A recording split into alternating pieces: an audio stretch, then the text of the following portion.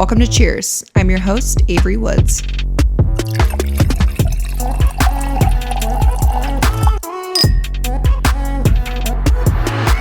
We're doing it. Oh, this is it? We're already going? This is it. We're going. All right. Hi, hun. Hi. Happy almost Valentine's Day.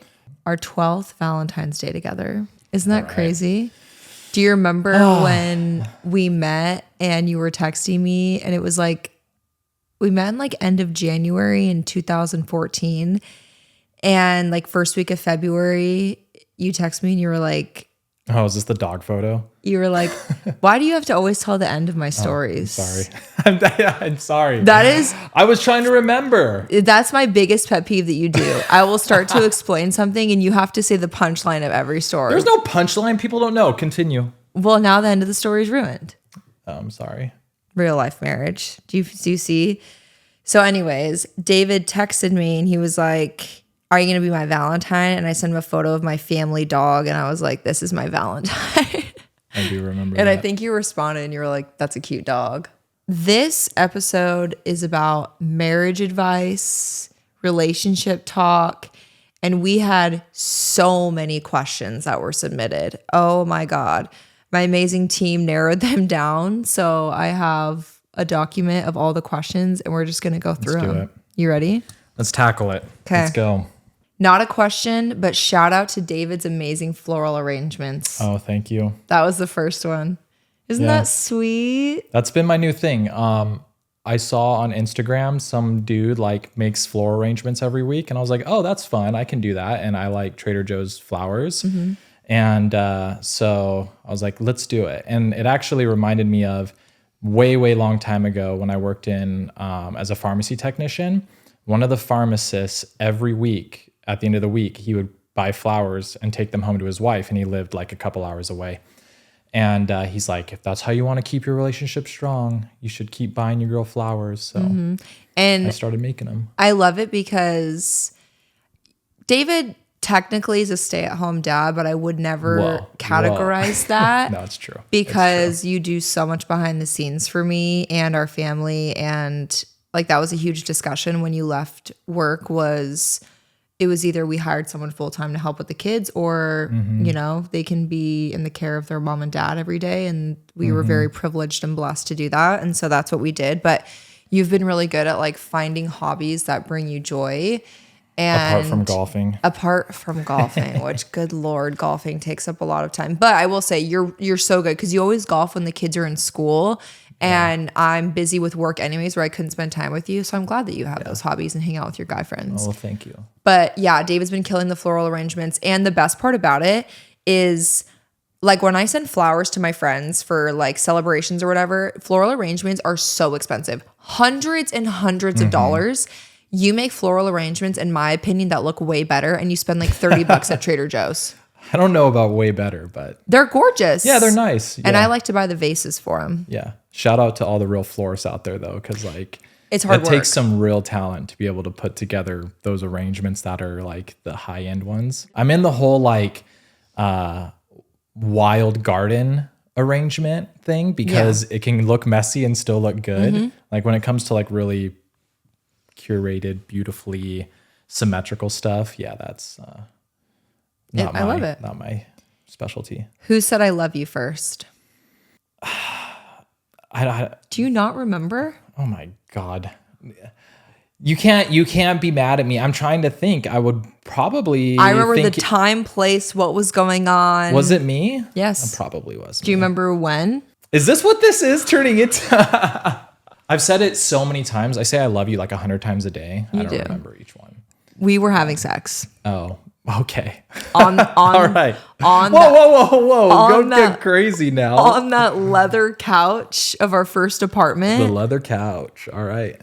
Yep. And I remember you saying it and I was like, wait, what did you say? And you got kind of nervous. Okay. Yes. It's coming back to me. Do you remember that? Yeah, I do. And then I was like, I love you too. Oh, kidding.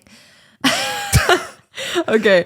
Favorite things to do as a couple. Go eat sushi. That's kind of a big thing. Mind you, let me say this out to the guys out there. Default to whatever your significant other's favorite food is. I'm not a big sushi person. I've learned You've learned to love it. I learned to love it, and now I actually genuinely do enjoy sushi. I think it was you found the sushi you like. Yeah, that's a good point. You know? Yeah. So we like to try out new restaurants together. I mean, I guess it just depends on like what phase of our relationship we're talking about. Early days, we were like diehard moviegoers. We were so broke. We would just go to the movie theaters. Every new movie, it didn't even matter what it was, we would go see it. So we like to go see the favorite movies. things right now. We still like to go see movies. Yes. Go out and try new restaurants together. We do like stupid little things where we do in-home date night stuff where we did oil markers. Like the little... Just the markers. Yeah. We did those like trendy marker things. So we were coloring together at night and watching shows.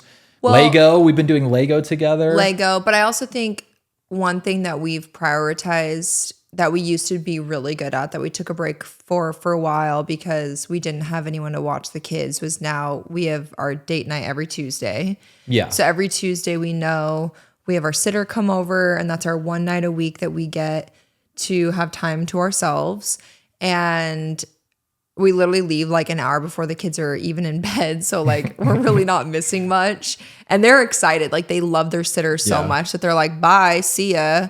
Is Miss Ella coming today? Like they get so excited. Yeah, they love her. But like sometimes we like to dress up and go to a fancy restaurant and like spoil ourselves. And sometimes we like to, like last Tuesday, we wore sweatpants. We went to like an authentic crab place, got messy Literally ass just food. like a crab shack. Yeah. Went to Crumble, had cookies in the car, and went home. And like it was chill. And I also think one thing that we're really good at for date nights is we like put our phones away, we focus on each other, we talk.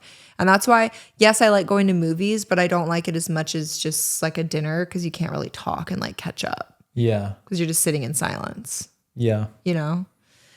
All right. Travel bucket list as a couple. Anywhere with beaches where my wife can be in a bikini, and there's tropical drinks, and so we love tropical places, or I love tropical places. I mean, you love them too. Who doesn't love them? I would say specifically Italy, though for bucket list, Italy's a big one. Greece. We've talked about Santorini for a long time. I lived in Australia for a year, and I'd love to take Avery to Australia and go to like Sydney and do that whole thing with her. I don't know. One thing that I feel like we struggle with when we travel to places is we don't like do a lot of the like touristy sightseeing stuff. And now I'm kind of like, oh, we should have gone and seen, X, Y, and Z at these places when we're always trying to hunt down little boutique, hole in the wall, nook and cranny type places. I don't know. I kind of feel like also I'm starting to have a little bit of a shift in desire as the kids are getting older where I'm like, I want to do bucket list places with them. Me too. Because I notice they do remember a lot of stuff and they're at this age now where I'm like, oh, that would be so cool to go and experience like Paris with them and do these other spots. And also they're at such an easier age now. Like when we would travel when they were little, obviously it's so much more difficult because they can't adjust their sleep schedule. So now that they're older, they can handle the time change and also like walk longer, spurts. Don't have to carry them everywhere. You don't have to carry them because some places you can't have strollers and wagons. And so I do think we need to do better at going places with them. But also now that they're in school full time, we always prioritize their school and their routine and their schedule because I don't want to pull them out of school to travel and then they don't feel grounded. Like it's important for them to have their routine and be with their friends at school. So David, what are your favorite things about Avery?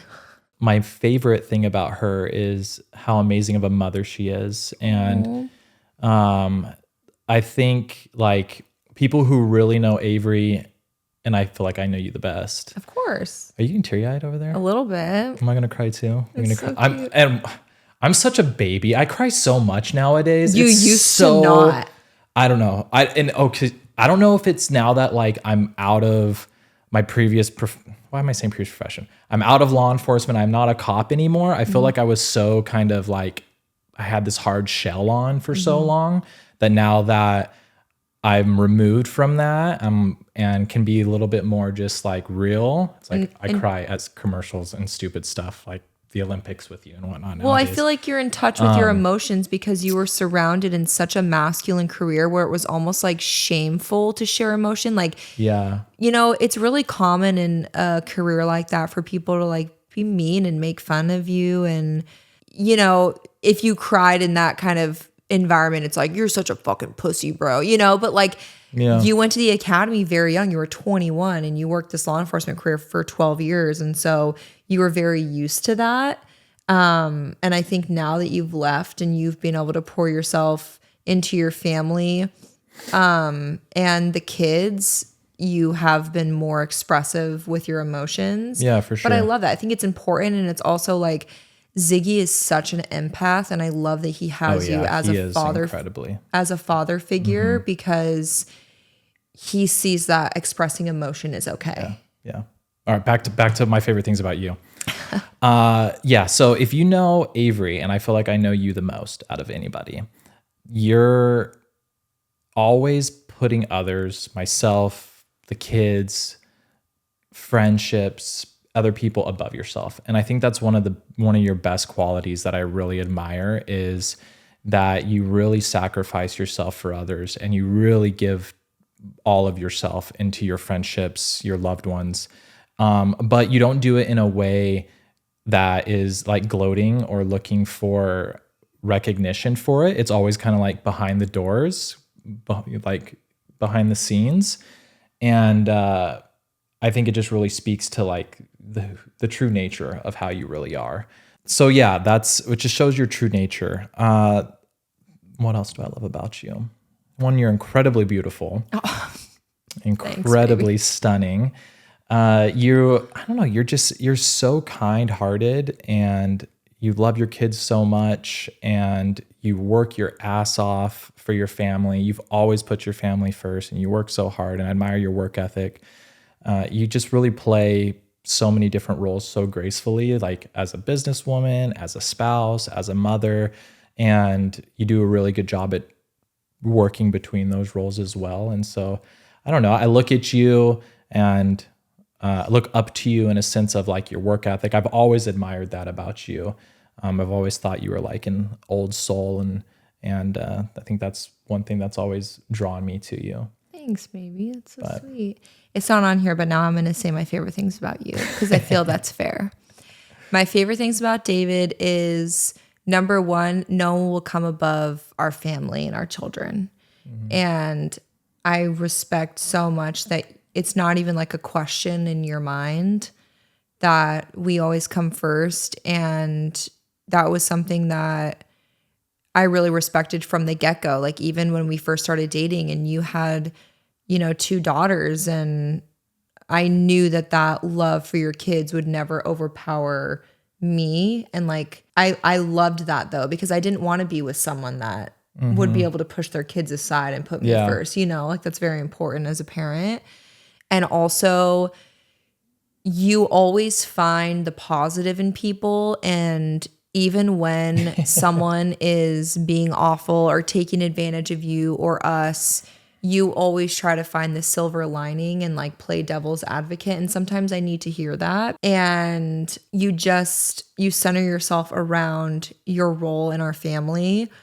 And I just think that we found like such a great routine in our life to be able to kind of like circle around each other, if that makes sense. Like, when to fill in when I can't be there and vice versa. Yeah, and like we sure. have such a good routine with our roles. Mm-hmm. And you literally live your entire life revolving around my schedule, my work, because it's so insane and busy. And that sounds really bad to say, like, he sounds like nothing. I don't know what I'm trying to say, but it's like we always have been our entire relationship. It's not about you. It's not about me. There's been times in both of our lives where one has had to take kind of a backseat role as the other one is, more working harder at something or has more responsibilities at the time and whatnot.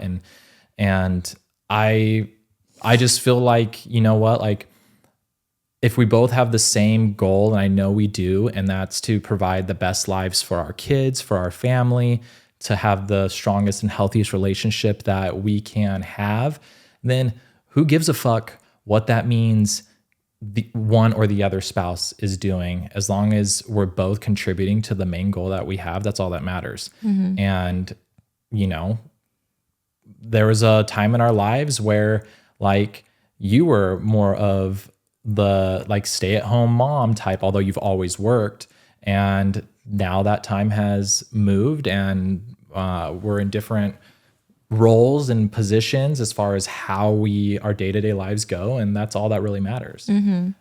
Yeah. How did you guys know you were ready for marriage? I actually think I felt I was ready to marry you before, probably a substantial amount of time before like actually moving forward with the conversation or actually proposing to you. But coming from a divorce, I definitely wanted to pump the brakes a little bit in our relationship and just really like allow us to enjoy the time of being together. I don't think anybody should rush into a marriage, and take it as slow or as fast as both of you are in agreement on. But for me personally, this is just my personal with us is like, once we were in a serious relationship, I just felt like, okay,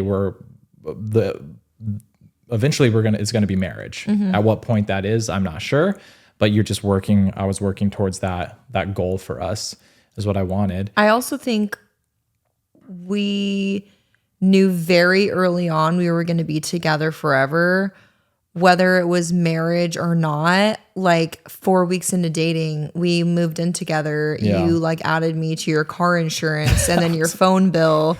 Don't know if that was the smartest thing to do, but it's what we did. And we also like didn't question it. Like it was just like a matter of fact thing. It wasn't like a big discussion. I think we just both kind of knew like we were going to be life partners no matter what that relationship status looked like.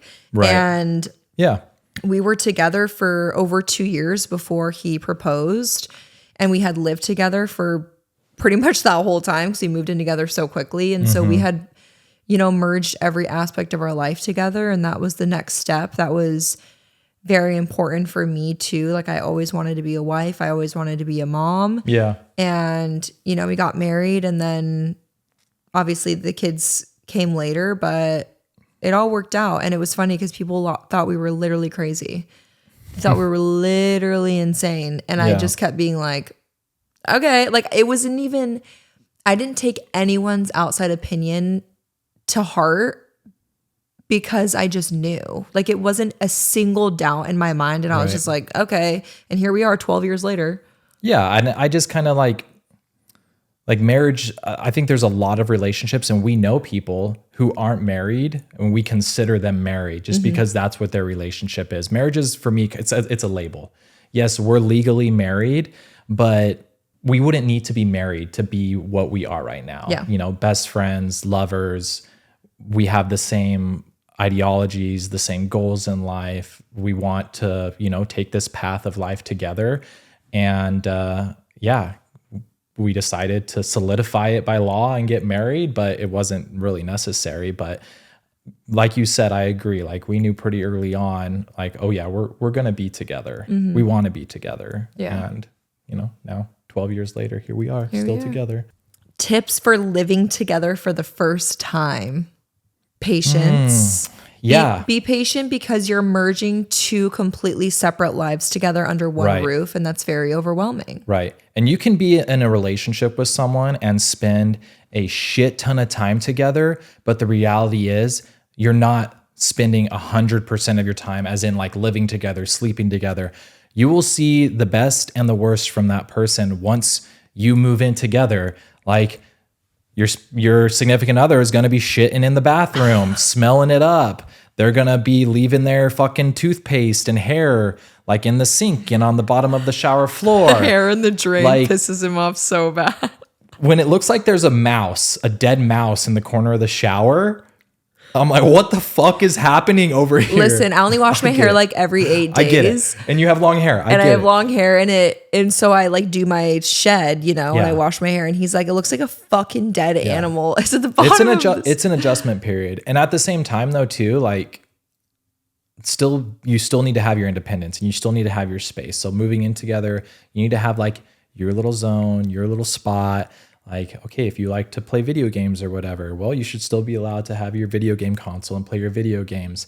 Find ways to like blend your lives together in a way that's still holding on to what you value individually, but as well as being conscious of what your significant other also values. And respect each other's freedom and space. I feel like that's another thing too. It can sometimes be like claustrophobic and overwhelming. And I will say, can I just say, when you left work, which this month is 2 years of you being home, which is crazy where the time went. I think it is already been 2 years, right? February. I don't know what the exact date, but February. I think something. It was Feb 1. Okay. Yeah. So I remember so many of my friends that have their husbands stay home were like, just wait. You stay home. You work from home on your phone and your husband's gonna be home. You guys are gonna be sick of each other. You're gonna get so annoyed. I have never felt that in the slightest because we each have our own hobbies.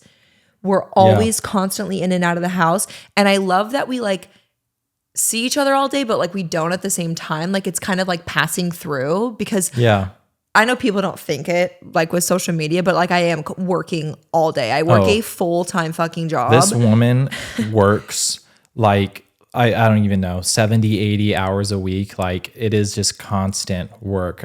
People don't understand and I think how much work it takes. And they don't see it because it's a lot of things that are business things behind the scenes that are not public. And so they don't see that. And they also don't realize like, I don't have like a fucking team of people that work for me. Like it's a one-woman show. It really is. And I'm not saying that as like a complaint. I'm saying that in the sense of like with you home, I'm so busy with work that like you help me in so many ways. And so you're out and about doing errands, helping with the kids' activities. You go do your golfing and like have time for you, which I'm so glad that you have that. That's like me with my workouts, like I need that time for me. Yep. And so I think the balance too, when you move in together to make sure, because I know when you move in together, it's like a honeymoon phase. You're so excited, but make sure you don't lose sight of yourself and what you love. Yeah. Yeah. Yeah. And be okay with your person not being around all the time. Totally. Yeah. Like, don't hold that against them. Yeah. Yeah. Your life has to carry on. You're like I said, you're blending two lives together. So just be patient, have grace with your significant other. I'm not saying sacrifice some of your own things for them, but be willing to make compromises and make adjustments. Put the toilet seat down, stupid little silly things you see on sitcoms all the time. A lot of that, resonates because it's true in itself. And there are a lot of questions asking about tips for like new marriages and being newlyweds and merging your lives together. And I think it's kind of the same whether you live together before your marriage or not. I think when you commit to marriage, it does take it to another level. Even though we had lived together for over 2 years before we got married, like it did feel different when we were married, we were fully committed for life. When we were just living together, like we could have broken up and I could have moved out or whatever the case may be, but like we were fully committed to each other. So I think, in your first year of marriage is definitely the hardest. And I think it's all about communication. I think just relationships in general, so much about communication. Communication's a big thing. And I've learned so much about that, like with my therapist, just like speaking out loud and not in the sense of like talking about David during my therapy. That's like the one subject we don't even talk about because I do. You definitely should. No, but I don't have there's nothing in our marriage that affects my mental health because it's so stable and good.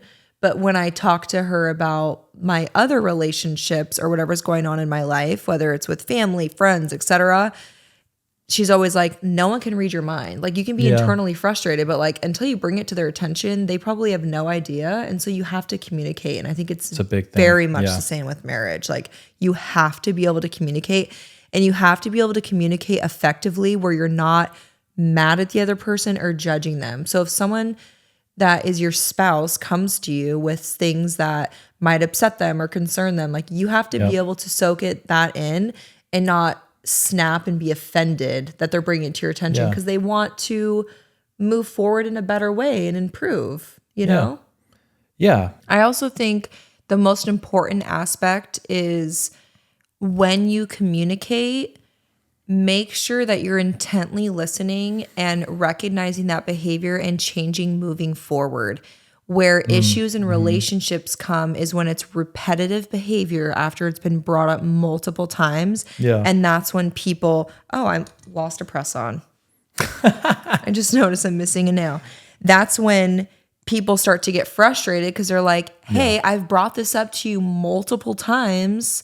Why isn't it changed? And I feel like that's what we're really good at. Like we bring it to each other's attention, we talk about it, and we do better moving forward. And that's what it is to be in a healthy marriage and relationship, is because you're growing together and you're learning about one another every day. I learn stuff about you every day, and you learn stuff about me every day. We've lived so much life together. We moved in together when we were 19 and 25, and now we're 30 and 37. Yeah. You know? All right. Lots of questions about the vow renewal. Let's talk vow renewal. Well, here's the thing. I really pumped it up. You know, I've been talking about it for a long time because I remember when we were in our kitchen in our apartment so broke, and we decided just to do a courthouse wedding, $75.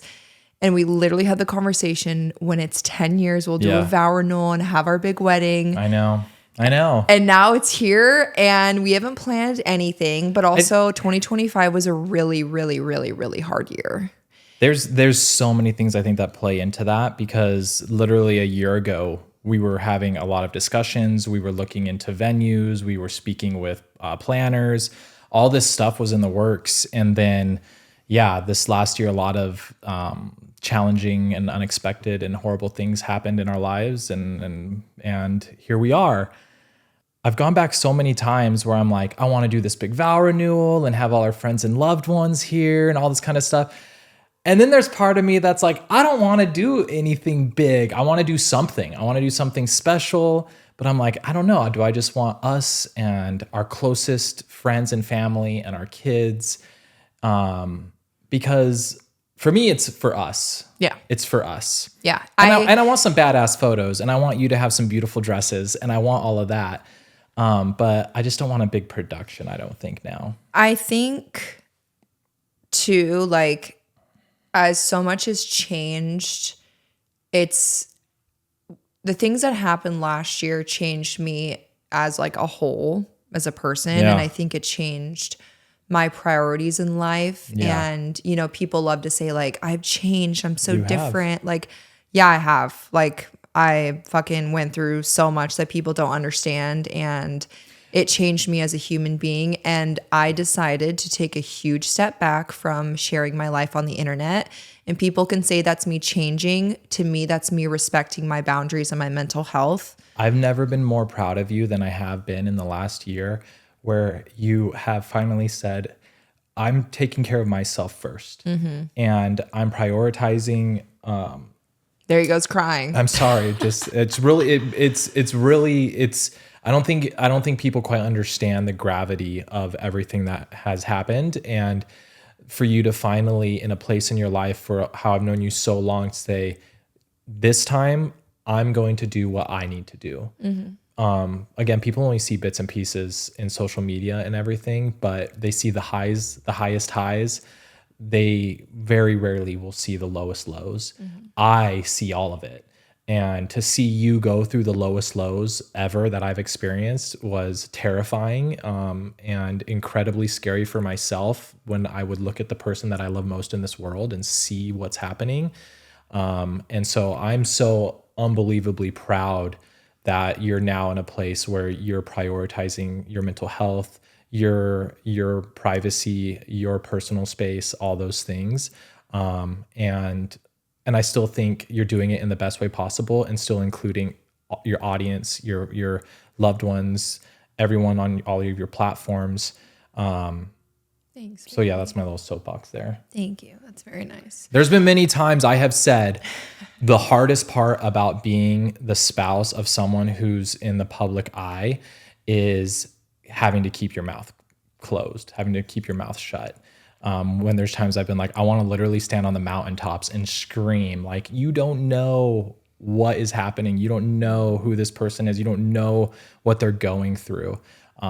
So to everyone out there in the world, have grace for everyone around you. Show some compassion, show some love. That's what we all need in this world right now. Yeah. And I used to do that. I used to be sassy and fight back, and I've just learned over time that it's not worth it, because it doesn't matter what you say. People have their minds made up, and that's fine. I'm not going to fight for it when people already have an opinion, and it's okay, because I've just learned to live for what my life is in real life. And as far as the vow renewal, so much has happened, and like even with our family, and not like to go into crazy detail, but like there's been a lot that's happened in our family. Like my parents, you know, were together for 43 years and now they are not anymore. And so like that's also really hard, and that's been challenging when it comes to like holidays. We're the only people with grandkids, and so, you know, like splitting time. And it's also like when you do such an incredible celebration of love, like you want it to all be happy, and you don't want drama, and you don't want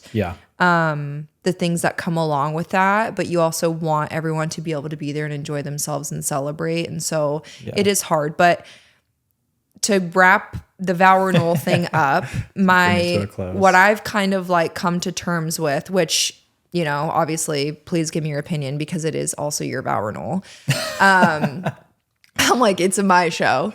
I really have just leaned towards doing something really small and intimate, like maybe in the backyard. We've looked into like, you know, we have the ability to cover our pool and like remove the pool fence, so it's like an all one usable big area, because we have our beautiful view.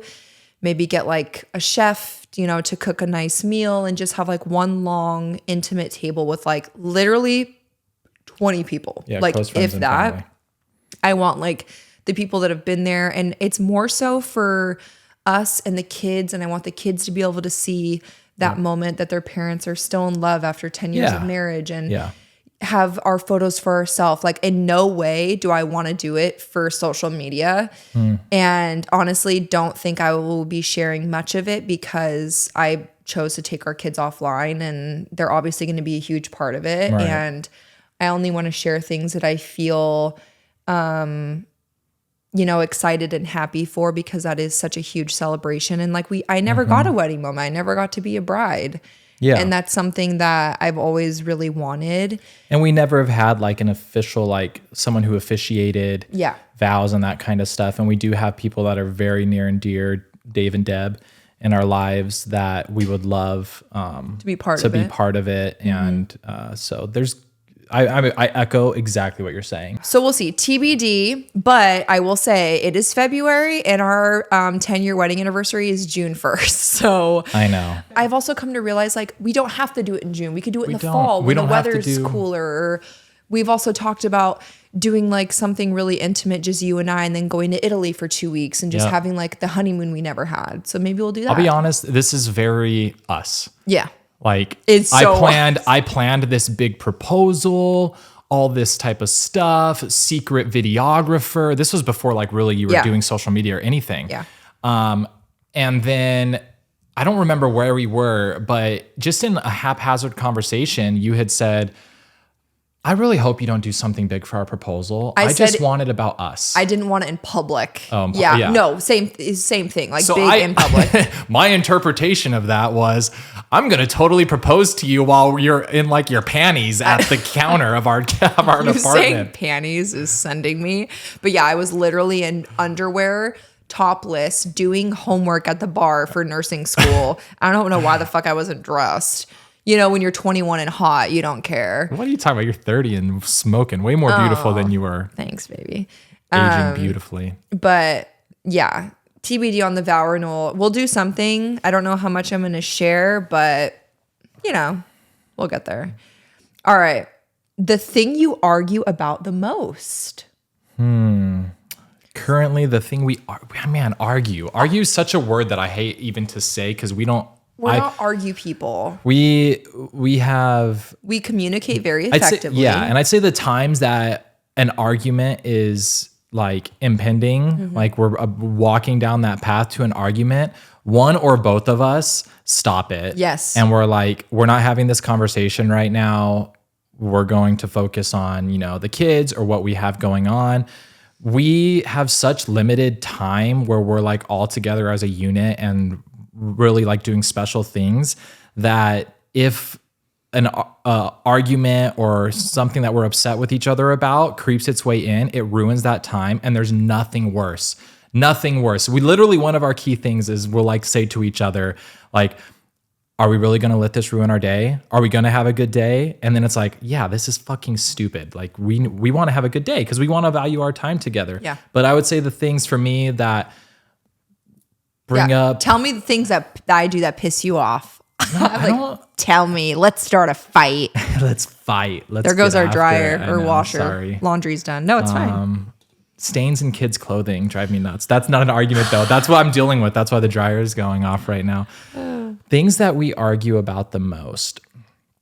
It used to be money. Oh yeah. Yeah. I mean, come on, let's talk. Money was the biggest stressor in our relationship, I will say, like, finances are difficult. Yeah. But finances were a big thing for us. And I want to say with the finances, it wasn't like him and I being mad at each other for spending money. It was more so just like the overall umbrella of stress that made us irritated and short fused, or, it's hard when you're like, I would love to go to dinner with you and we can't eat out. Like, and it's so funny because I'll see comments that like, do you ever fucking cook for your family? Yes, we cook constantly. Yeah. And I don't need to defend myself in this argument, but when we were so fucking broke, I would literally add up in the grocery cart how much we were spending. I cooked every single meal from scratch, usually in a crock pot. Crock pot queen over here. You would just... Yep. Yeah. And we would save all the leftovers and eat it throughout the week. We had no wasted food. We know what it is to live like that. Yeah. And so... Like, we were like, one of our favorite dishes was your crock pot frozen meatball recipe with barbecue sauce and white rice. And canned pineapple. Yep. And that whole meal cost us, a couple bucks. Yep.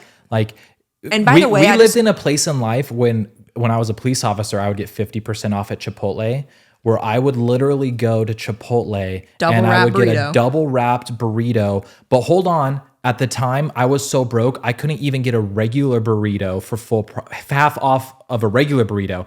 So I would do a 2-side burrito, pinto beans and rice, double wrapped, because all I could afford was a $1.50 burrito. And you would come drop me off the other half. And I would bring you the other half while you were working. At Starbucks. Like, that's... Yep. Like, yeah. Like, that was tough. But also, like, I'm so grateful that we came from that, because we have such hard work ethic and so much appreciation for what our life is, and we're very smart with money. Like, we have made sure that our kids are taken care of. Yeah. We're taken care of. God forbid anything happens. I think probably things that cause not argument. I hate using that word, arguments, but disagreements. Disagreements maybe would be like finding our quality time with each other and trying to organize that and figure it out. You get in just kind of, I love spending time with you, but I lack often in like sitting down and being like, okay, this date at this time, this time, and this time. So my planning ability behind that isn't the best.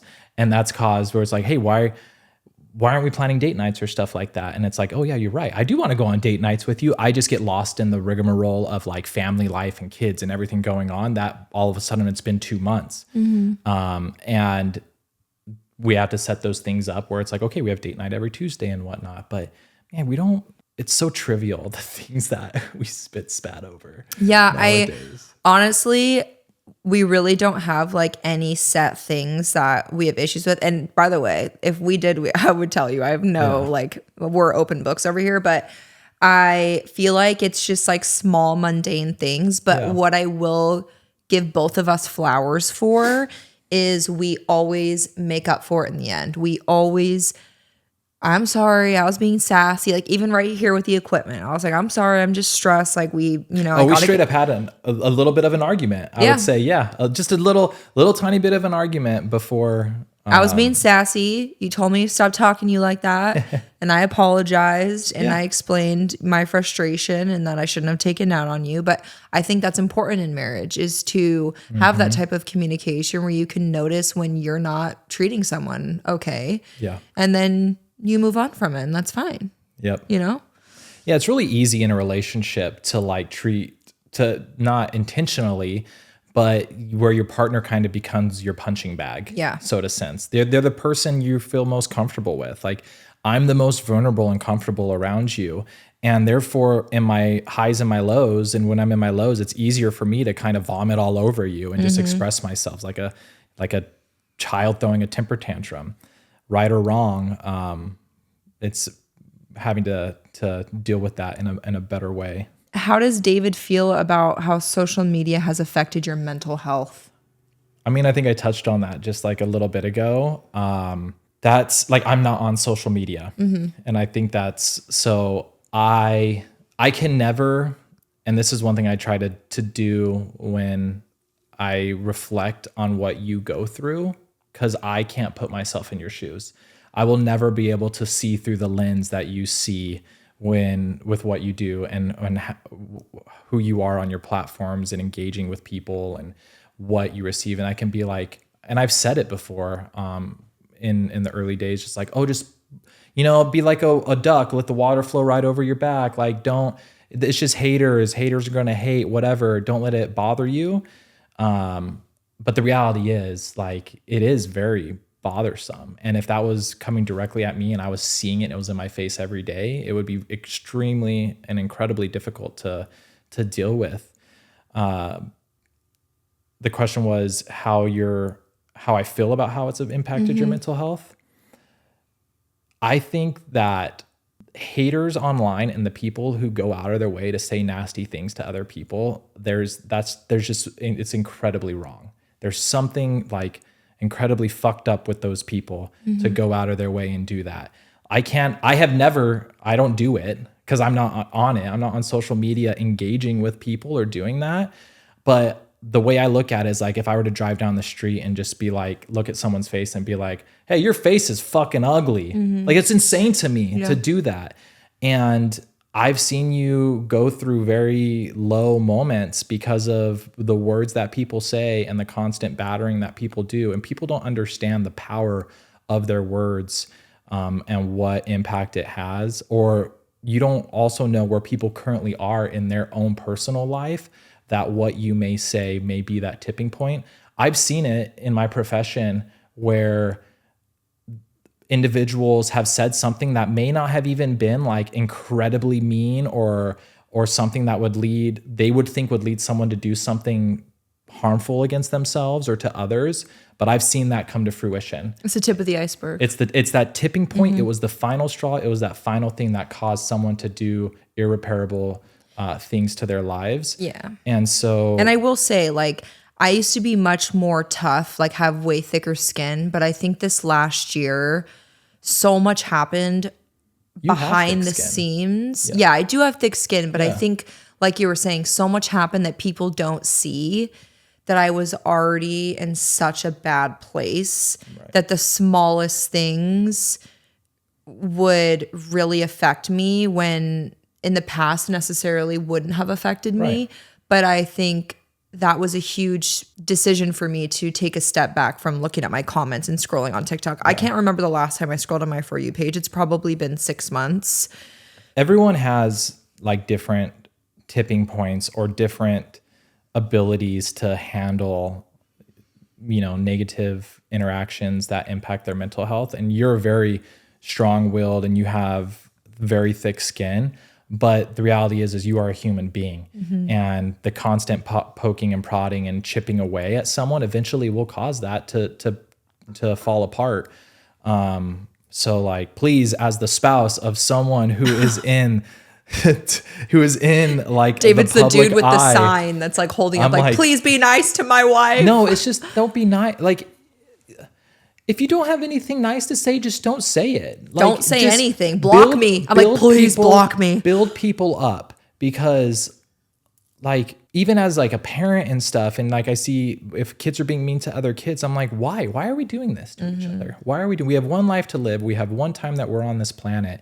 Like, why don't we just take that opportunity to use it to love each other? And you know what? If we don't like that person, and I'll be real, there's people I don't like, I just keep my freaking mouth shut about it. Yep.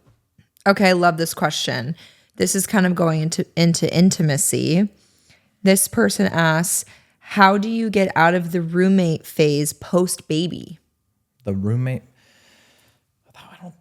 regarding intimacy, or? Yeah, just like, when you're coexisting because your baby's priority, how do you get the intimacy and romantic level back with your spouse when you have a child? I think it takes, and it's not just in the baby phase, because we've experienced this. Of course. And we've experienced it not even in the baby phase. Or at least I can say that I have experienced it, where I've noticed like, hey, we kind of do feel like roommates lately. And for myself, what I do is I make a conscious effort to find quality time with you, as well as I believe in if you speak it into the air and you act on it, even when it's doesn't feel like you want to, then that starts to present itself. Like, for example, if I don't feel like very close to you, like I'll be like, man, I feel like we're a little bit more roommatey right now. I'll start touching you more. I'll start making sure that I'm saying like, hey, I love you. Like, you look beautiful today. And that sounds maybe bad and like, oh, well, you're just doing it to go through the motions. No. But I do feel like it helps pull me out of that and be like, okay, yeah, this isn't just like my bro. Yeah. Like, this is my wife. And yeah, I love her. And then I start to kind of pull myself out of it. But I think you have to make a conscious effort to spend quality time with each other, even if it may feel forced. Also, I do think I want to talk about the fact that Stevie's been basically sleeping in our room the last like 2 months. And so we've kind of almost gone back to like the newborn phase, because every night she's in our room. Every single night. So now, long story short, Stevie's been having bad dreams. So she's been coming into our room. Which is fine. And which is totally fine. But we won't put her in bed with us, because not that I'm like anti-co-sleeping, but we just will not sleep. She takes up so much room. She's such a kicker. She's a professional boxer right now. Yeah. And so she just goes to town. David was like leaving the bed to sleep in the guest room so she could sleep next to me. And I was like, no, I'm not having this where like we don't sleep in the same bed. And no. So we ended up buying an air mattress and putting it next to my side of the bed. So she comes in at night, puts herself down, like such a good girl. She just wants to be close to mom. And that I will never fight her on that. She's only 4 years old. I just tell myself it's a phase and it makes her feel comforted. That's my job as her mom, is to give her that. But that's like our sanctuary. That's our sanctuary, because our kids go to bed and like we want to have sex. We want to be intimate and like be a normal married couple. And we don't have the opportunity when she's in our room. And so, not to say you can't have sex around your house or other places, but we're bed people. We kind of like our bed. Yeah. So we've kind of just like made it work. We're like, well, let's go to the guest room because Stevie's fucking sleeping on her air mattress next to the bed. So, and it's fine. Like, you just have to find ways to make it work. And also, when I'm physically intimate with you, it makes me feel closer to you, and it makes me feel happy and connected with you. For David, what advice would you give husbands to keep their wives happy? I think women give you little nuggets of information unintentionally or subconsciously. They're not like, Avery's never like trying to trick me, but listen for little hints and tips from your spouse. They will come. You're so good at that. I have a notes. Don't ever actually go in my notes folder in my phone. I haven't looked through your phone. If you go, years. I have a notes folder in my phone, and just Avery would like, well, just life in general. And I'll hear little things that she'll say and stuff, and I'll jot that little note down in there. Whether it be like, oh, I really like, oh, did you hear about this restaurant? Or, you know, I really like this item or whatever. And so I just jot those things down because I'm a dude and I'm going to be like 2 weeks before a holiday or whatever thinking like, oh, what do I need to get? And then You're also a very forgetful person. I'm very forgetful. I'm so bad. Your and so memory's I'll the go in worst. and I'll be like, oh yeah, these little things, and do special things for your loved one, no matter how insignificant they may seem. They actually do mean a big deal. And it's not about like, you don't always have to do these big grand things. Like I felt like when Avery's social media really grew and stuff, I needed to like amp up what I'm doing for her. I need to buy her, like a crazy bag or do this big explosion thing.